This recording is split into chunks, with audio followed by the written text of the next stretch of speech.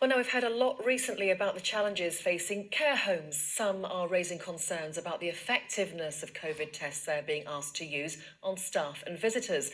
The government says the self-administered lateral flow tests are fast and accurate, but some scientists claim they detect active infections only around 50% of the time. Cavan Hay reports. Throughout the pandemic, the work of the carers goes on. Here we are, Rosemary. Care home staff like these in Newton Abbot are subject to 3 tests a week, 1 laboratory-based test called a PCR and 2 self-administered lateral flow tests. The PCR tests are seen as definitive, but there are concerns about the accuracy of the lateral flow tests. We're being somewhat forced to do these tests because we have to report to the local authority that we are doing them. But we are concerned about their accuracy. The government says the tests are reliable, but a study by the University of Liverpool, published by the government's SAGE committee, found that the tests missed nearly 50% of active COVID cases and could also wrongly identify the virus as being present in healthy people, leaving care home managers to make some difficult decisions.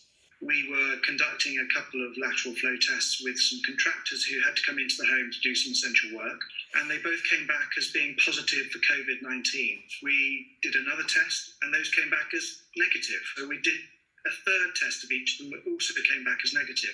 So at that point, an hour and a half later, we took the decision to admit them. Every single week we're being given new guidance, new suggestions that we have to do, and it's extremely time consuming. Lucy Bull is a manager at the Castle Grove nursing home in Bampton. She says that although the lateral flow tests are an extra burden, they are important. I just feel that, we are close to burnout, a lot of us, and we're having to do an extra amount of testing. But if it stops one case walking into my home, even at 50% reliability, I'm happy to take that.